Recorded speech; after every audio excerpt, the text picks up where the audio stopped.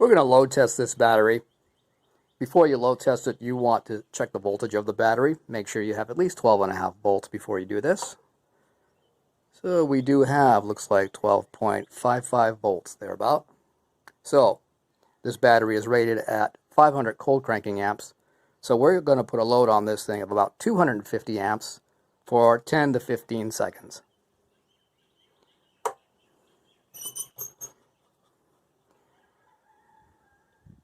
Okay, ammeter starting to read. 100, 150, 200, 250. And while we're loading this thing at 250 amps, we're looking at the voltmeter gauge, which is just above 12 volts right now. So it's been about 7 to 10 seconds right now. Let this go a few more seconds. Anyway, this battery is going to be good. It is holding at 12 volts at more than 250 amps draw. So we call that a good battery. I'm going to put this thing in the car and we're going to use it. Alright, before you go any further, you want to make sure that you have good connections at your battery, on the chassis grounds, engine block grounds, things of that nature. So make sure things are clean and tight. Go ahead, give things a shake. Make sure things are tight. You'll also want to check the connections on the alternator. Just make sure everything is plugged in, everything is tight, there's no obvious damage any place. Things feel pretty good over here.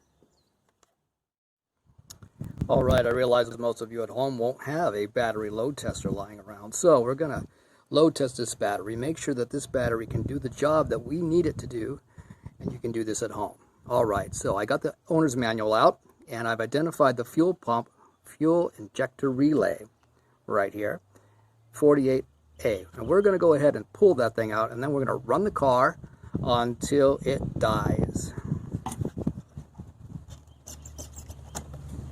Okay, got that out.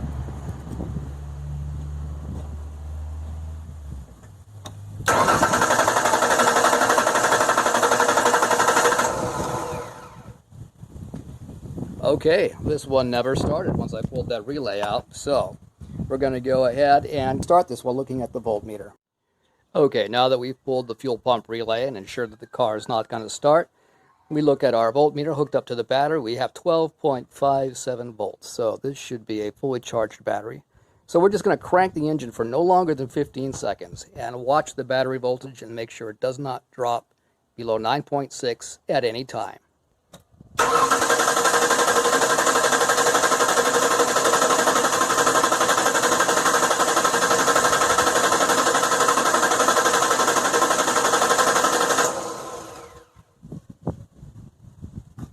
Okay, I didn't time it. That was roughly around 15 seconds. Anyway, I've got to go back and review the footage to see if this thing dropped below. But I already know that this is a good battery because I did a load test on it. And now we'll be moving on to the next step. Okay, we plugged the fuel pump relay back in, stuck the meter back on here, and ran the engine just to make sure one more time. And it shows battery voltage here. This alternator is not charging this car, and at this time the battery light on the dashboard is on.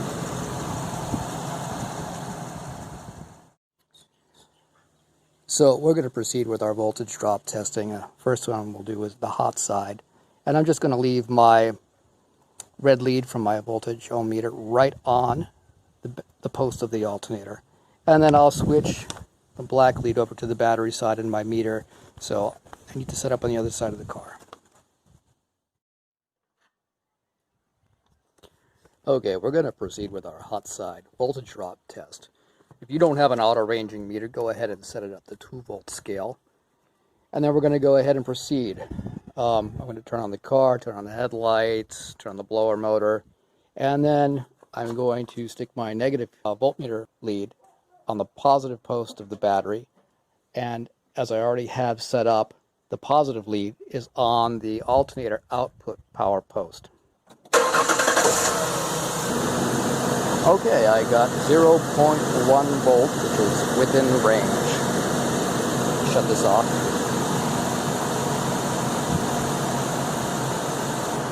So the positive side passes. Now I'm going to get set up to do the ground side voltage drop test. Okay, we're set up to do the ground side voltage drop test. My black lead is on the alternator case, the housing of the alternator, and my red lead will be touching the negative lead of the battery. And same conditions will apply. Engine running at a fast idle, headlights on, blower motor.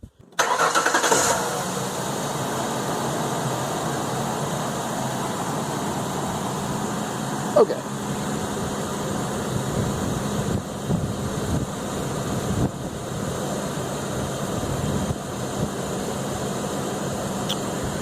Okay, as it stands right now, I would say that we have a good ground side. We don't have any voltage drop here, and I'm going to call that good. All right, we're going to move on to some electrical testing. And just remember that this case study relates specifically to a production date 1 of 2007 Mazda B3000 two-wheel drive pickup truck with an automatic transmission. These trucks are rebranded Ford Rangers, so this information may be beneficial to you if you have a Ford product equipped with a Generation 3 alternator. Remember, you need to always identify the specific alternator or charging system in your vehicle for proper diagnostic procedures, and you may even require a scan tool depending upon your year. Okay? So anyway, we're going to identify these wires. This heavy red wire right here is the alternator battery output power. This purple wire right here is the alternator stator terminal. This 3-wire plug right here is the ASI plug. The A wire, or the red colored wire right here, with a larger diameter than the other two, is the wire leading to the B side of the starter solenoid, or the main power outlet terminal of the alternator. Alternately, on other years, this may be a yellow wire with a white stripe. The S wire, the purple colored wire right in the middle, is located in the center of the connector and leads to the single stator connector. The I wire, the gray wire right here, leads to the charging system warning light in the instrument cluster and to the start position of the ignition switch. The gray wire should be hot in the start run positions of the ignition switch. Okay, the alternate color on the gray wire is green and red. The alternate color for this wire going to the center of the ASI connector is black and white, or white with a black stripe. This will be the same color as an alternate for this purple wire going to the stator terminal. Okay, we're going to do some specific voltage testing at the alternator. Before we do this, go ahead and pull the negative terminal off of the battery.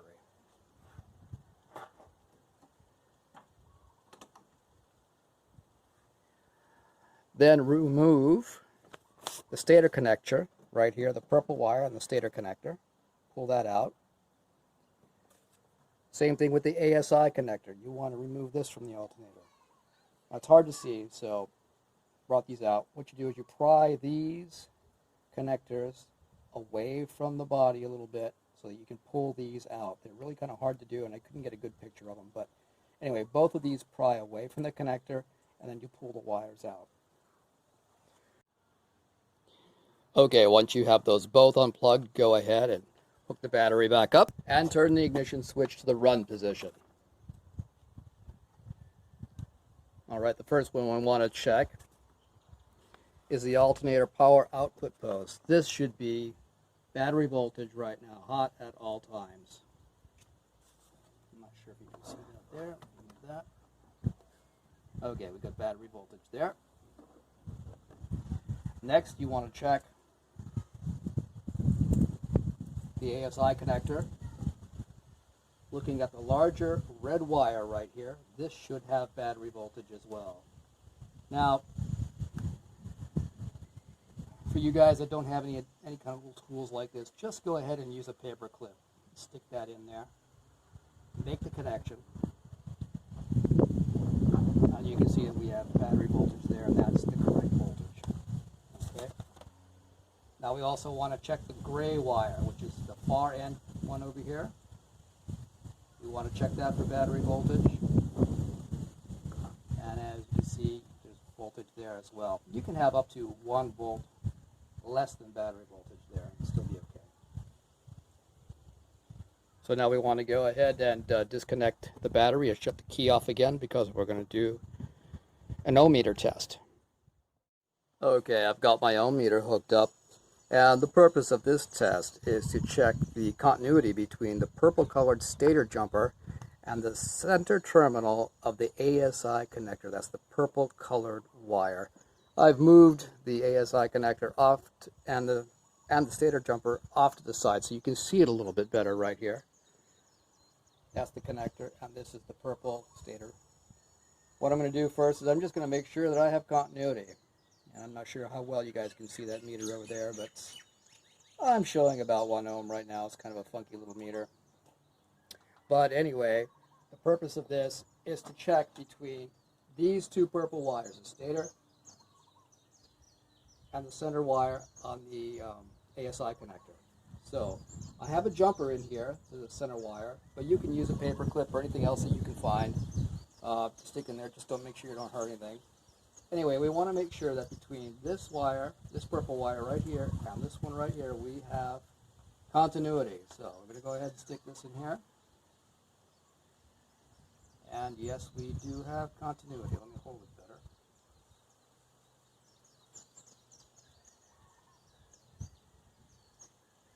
Okay, we got about the same reading that I did just on the test, so I'm going to call that good. I'm going to say that we have good continuity there.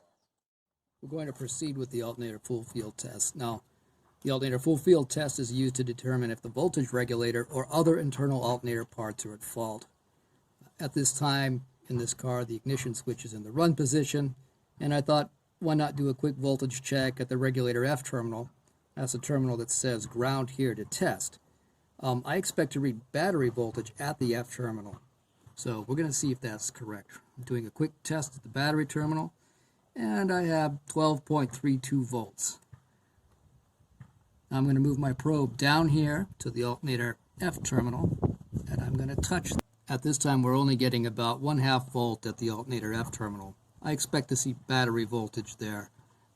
I am going to go ahead and do the alternator full field test anyway, so I'm going to get set up and move the voltmeter where you guys can see it on the battery. Then I will ground this terminal, and we'll see if there's any change. But I suspect that there won't be a change. I suspect that there's something wrong within the alternator itself. So I'm going to move around now. Okay, we're going to proceed with the alternator full field test. Sorry, it's a little noisy here. Engine's running, and I'm about to touch the F screw of the voltage regulator, and I'm touching it right now. Touching it to ground, and as you can see, the voltage regulator is not responding at all. So, at this point, we're going to actually dim this alternator, and we're going to pull it out, and we're going to take it from there. So, what I was expecting to see when doing this test was that when I touched the ground, when I touched the F screw to ground, I expected to see the voltage jump 15, 18 volts. And the way you touch this thing is you don't just leave your probe on there. You just touch it for a second and then take it off. You don't want to overtax the system. So just ground the screw temporarily, see if you get a voltage rise. If you don't, you know it's inside the alternator. If you do get a voltage rise, then you know that you have a voltage regulator problem. Okay, let's continue. I'm going to be pulling the alternator out next. We've already determined that this alternator is going to be coming out of this vehicle and being replaced or repaired. So what I'm going to do is just pull the battery out. The battery is running about 12.3 volts right now, so I'm just going to take it all the way out and give it an overnight charge. And I know that most of you know how to do this. It's a really simple operation, but when you're removing a battery, you want to remove the negative cable first, then the positive cable. When you go ahead to put it back in, you want to reverse that. You want to hook up the positive cable first, and then the negative cable last. So let's just go ahead and pull this thing out of here.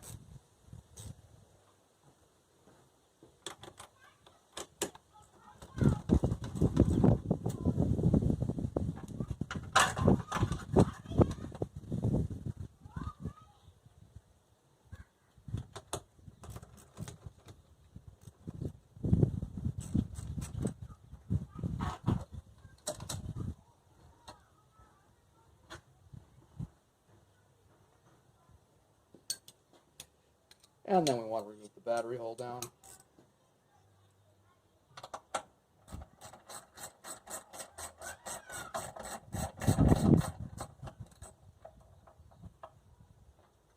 Set that off to the side.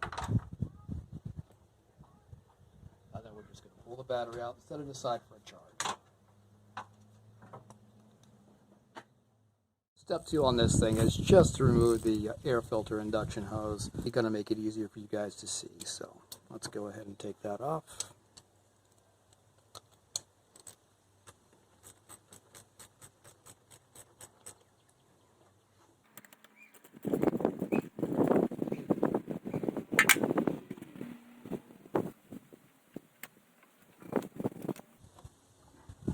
And we're just going to lay this off to the side.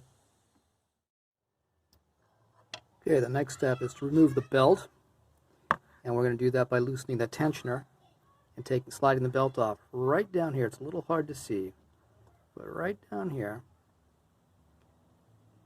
that nut right there is where you want to put your 15mm wrench or 15mm socket on the end of a ratchet, and loosen up the belt tensioner and slide the belt off.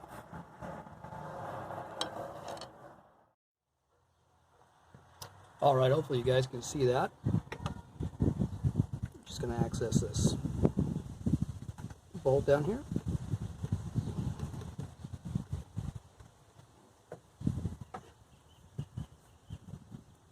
Press down on the tensioner, loosen the belt, slide it off. Let the tensioner up slowly.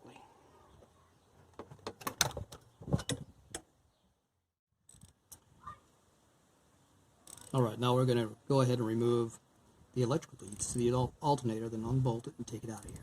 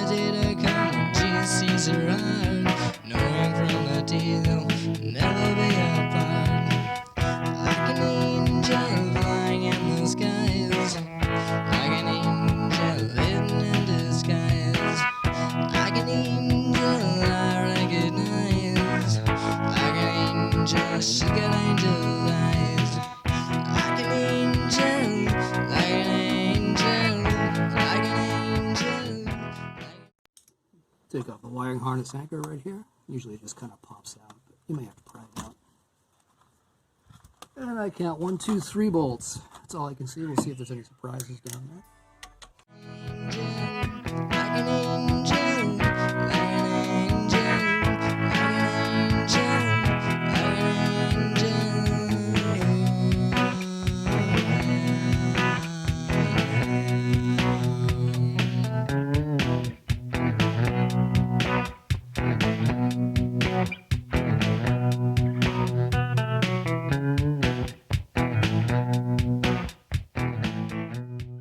Alright, relatively painless. Now that we have the alternator out, I thought I'd show you a little bit better view of that F terminal that we were grounding for the full field test. This is the back of the alternator, this is the voltage regulator right here, and this you want to ground. I'm not sure if you can see it, but right in here on the side, there's a small F. Let me see if I can...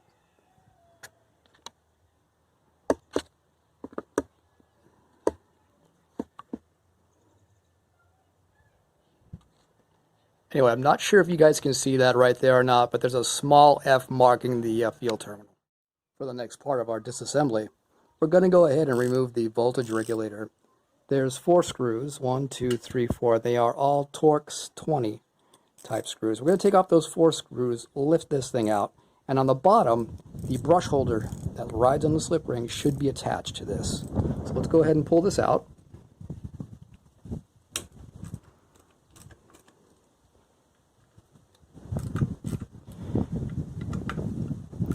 And the way the alternator was acting, the way it was not passing voltage through, made me suspect that there's something wrong with the brushes. Maybe they're just worn out, maybe they're broken, not sure. But we're going to find out in just a minute here once we get this thing off.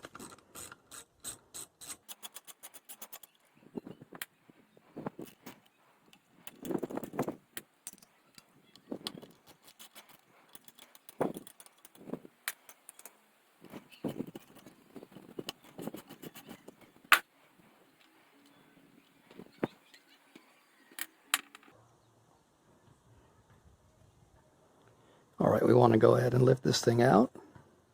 And I'm going to peek around just to see if anything falls off while I'm doing this. There we go. That's a little bit better. What we want to see is the brushes having a good length and a good spring to them, kind of like this one. This one is defective. It's either worn out, or the spring is broken, or it's stuck inside. So, chances are pretty good that that is the source of our problem right there. Hi there everybody, Mike here. I did go and I spoke to the owners of that vehicle and recommended that they purchase a brand new alternator or a rebuilt alternator, and that the cost of an alternator sourced locally here was $160. But here we are in the middle of April. Actually, this is the end of April 2020. We are in the middle of COVID-19 lockdown. They have been out of work for an extended period of time, and they literally do not have the money to purchase an alternator. So they asked me, okay, what's our next best option? And so I recommended that they go ahead and buy a voltage regulator and brush kit so that we can replace the voltage regulator and the brushes at the same time. He said that that was his only option that he could do because I could not source a regulator and brush kit locally either. So he ordered one from eBay. That's going to come in, we're going to put it in, we're going to see what happens. Anyway, keep your fingers crossed. Aloha everyone, today is May the 5th, 2020, and the part came in, yay! Okay, so this part was sourced by the owner of the vehicle, came in from eBay, and I thought we would just do a real quick look at this thing, make sure it looks correct, and it does look correct. And I thought you guys would appreciate a comparison, especially of the brushes. Here's the old one, and you can see the length of the brushes. This one is not bad, but this one right here is barely sticking out, and it seems to be stuck in the holder.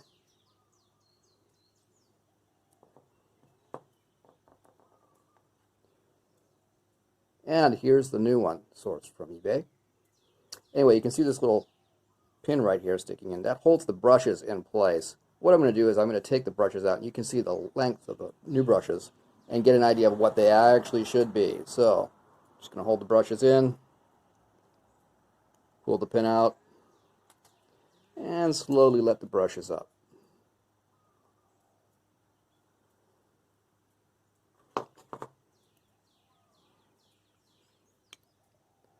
There's the difference in the brushes. See the length? Anyway, the brushes are supposed to be about what you see here, and they're supposed to spring in and out easily all the way up and down, both of them. So what I'm going to do is I'm going to stick the pin back in here and hold the brushes in place. The brushes need to be seated before they are installed, before this whole unit is installed in the alternator. So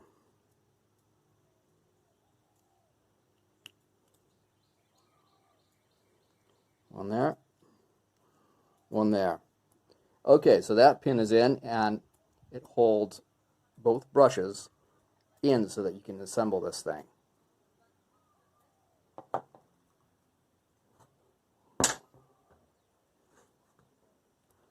And once again, those brushes will ride on the alternator slip rings, which you can see right there.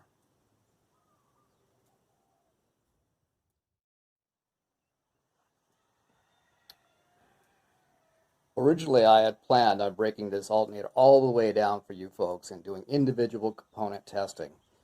However, the owner of the vehicle is really needing their car, and they said, please do what you can to get it back to us just as quickly as possible. So what I'm going to do is just leave the alternator basically like this instead of breaking it all the way down. Maybe at a later video or something like that, I can go ahead and actually break an alternator all the way down and do all the individual component testing. But for right now, I'm not going to do that because they need their car. So anyways, I found an illustration of a rotor for you guys to take a look at. These slip rings right here correspond to these slip rings right here. The slip ring A and B on the rotor assembly, just so you know what the whole rotor looks like. For those of you unfamiliar with an alternator field circuit, I figured I would just draw up a really simplified schematic of the typical 12-volt alternator field circuit and explain the basic theory of operation. And this is for this Ford alternator. However, this theory applies to practically every alternator found today. Anyway, power from your battery goes through some kind of a switch. Maybe it's an ignition switch, maybe it's another switch, but anyway, it's a key power on switch, and that feeds power through the brush to slip ring A. From slip ring A into the field winding, through the field winding, and out to slip ring B. From slip ring B, current flows through the voltage regulator and to ground. And that's the basic circuit that this alternator has. So the next step we're going to take is to clean up these slip rings. I'm going to use a piece of wet or dry sandpaper. This one happens to be 220 grit. I may also go ahead and use a Scotch-Brite pad or some combination thereof. Anyway, that will be the next steps to try to get these things clean as possible.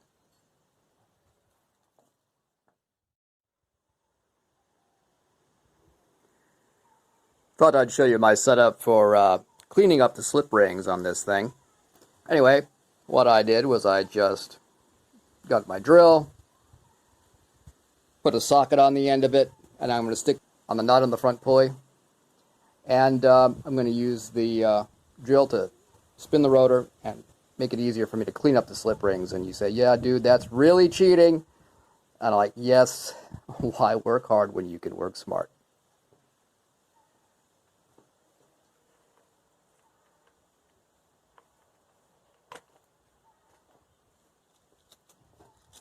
Just keep in mind that when you do this, or if you do this, this friction over here can heat this thing up pretty good. In fact, let me zoom in a little bit.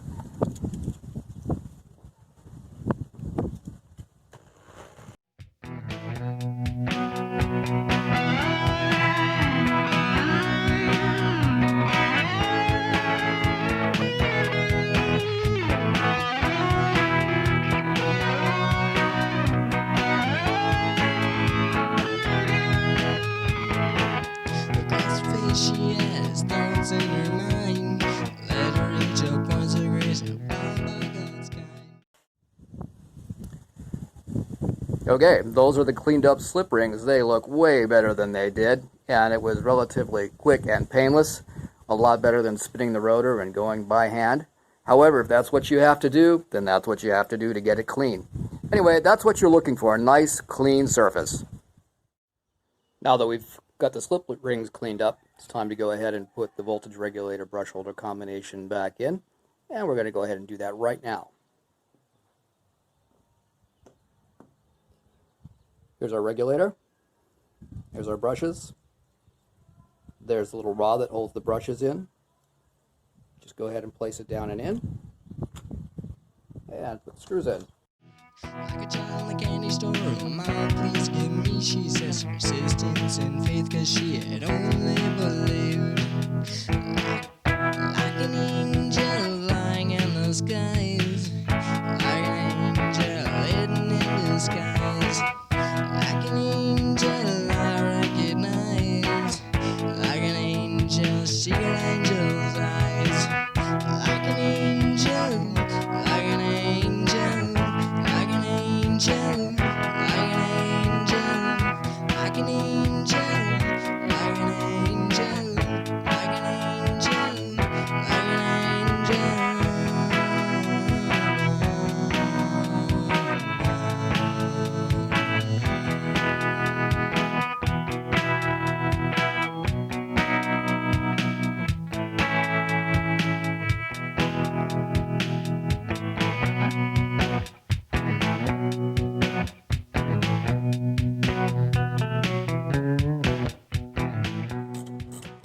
So you want to get the screws just so they're making contact, and then come back for a final tightening afterwards.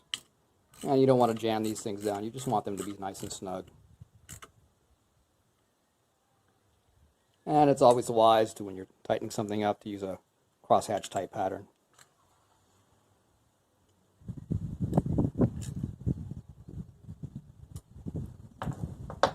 Okay, the regulator is in. Next step is to pull this rod out that's holding the brushes in place. I'm not sure if you can hear this, but I like to try to hear the brushes make contact with the slip rings. I kind of like to hear them snap into place. However, this audio may not be able to pick it up. There's one. There's two. So they sounded like they both snapped into place pretty good. So our next step is going to be to reinstall this thing.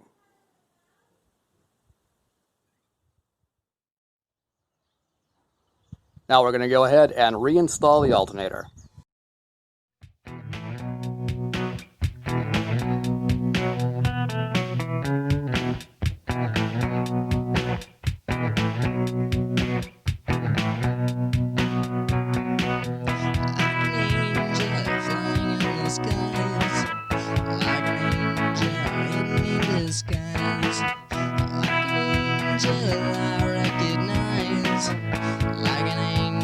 She an angel's eyes, like an angel, like an angel, like an angel, like an angel, like an angel, like an angel, like an angel, like an angel.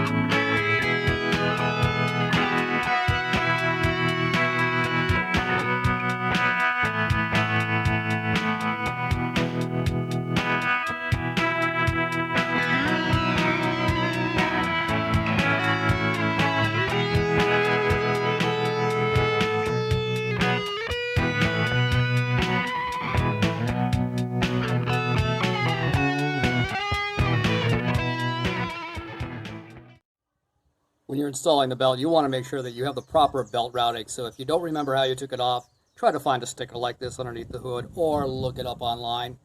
Make sure you put that on correctly. I realize the belt tensioner is a little bit hard to see, but what we're going to do is we're going to go ahead and access it right now, slide the belt on, and then make sure the belt is aligned properly on the pulleys.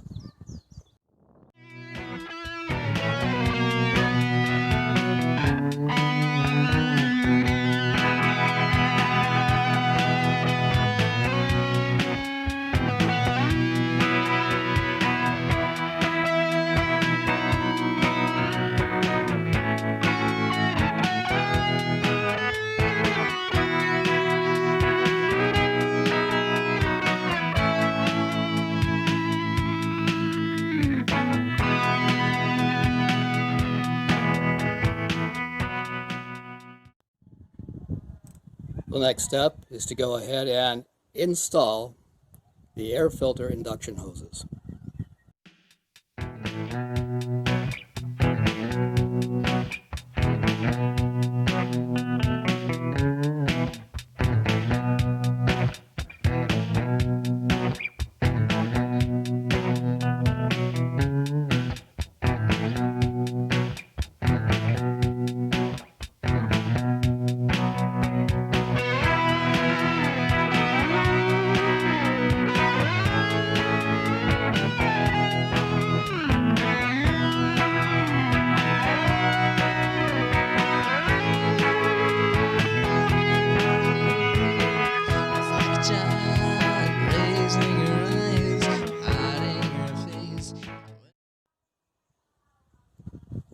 Let's install this battery. When you're hooking up a battery, you want to connect the positive terminal first, and then the negative terminal last.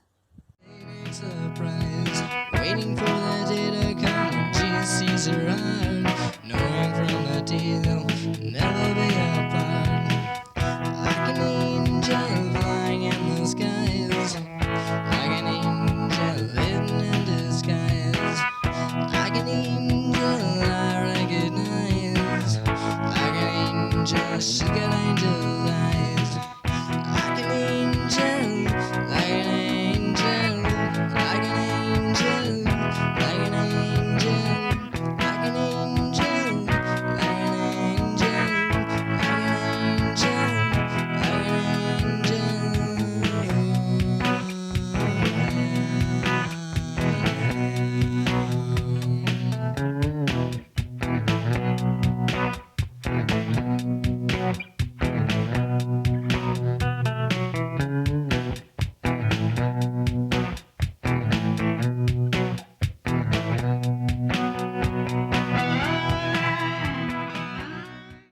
Okay, nice and snug with clean connections.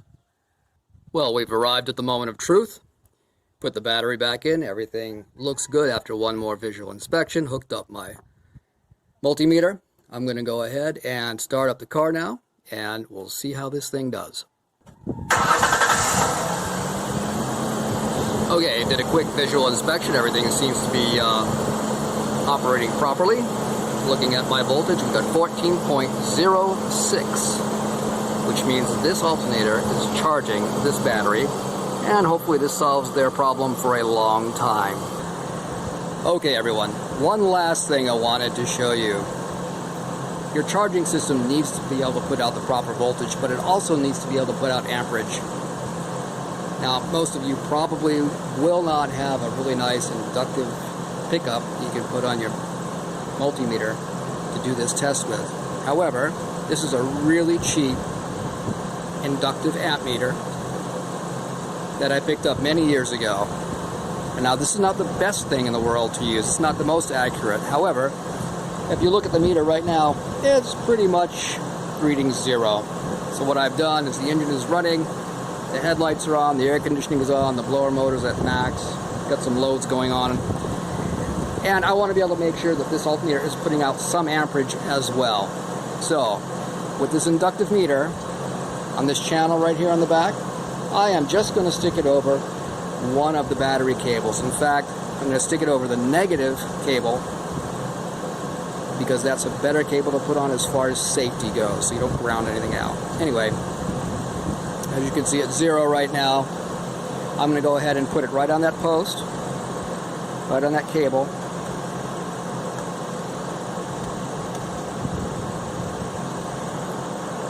And you can see that the needle has moved positive. It's showing that it's putting out, but it's really not showing a really good detail of how many amps this alternator is putting out right now. However, just by using this cheap little tool, I do know that the alternator is able to put out current, able to put out amperage. Okay, just figured I'd show that to you. Hopefully it's helpful. I'm going to go ahead and move the camera, and we'll take a look at the inside, make sure that the charging system light is off. Okay, the light is off. I'm going to call this mission accomplished. I hope you guys enjoyed this. I hope it's helped some of you anyway. Aloha, have a great day.